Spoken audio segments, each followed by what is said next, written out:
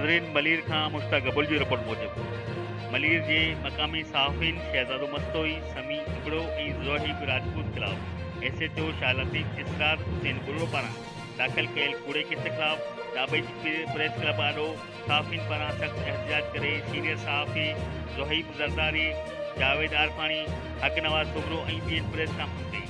उन्हनि चयो त मुख़्तलिफ़ वक़्तनि ते पुलिस बाअसर माण्हुनि जी वंगार वाहींदे सहाफ़िन ते कूड़ा केस दाख़िल करण जी रवायत बणाए छॾी आहे। SHO शाह लतीफ़ इसरार हुसैन बुर्रो मक़ामी लैंड ग्रैबरनि, मंशात फ़रोशनि ऐं बाअसरनि जे चर्च ते कूड़ा केस मणे बहादुर सहाफ़िन खे पंहिंजे मक़सद सां नथो हटाए सघे। सहाफ़ी शहज़ादो मस्तोई ऐं समी अबड़ो मलीर जे ईमानदार सहाफ़िन मां आहिनि जिन हमेशह पंहिंजे कलम ज़रिए अवामी मसइलनि खे उजागर कयो आहे।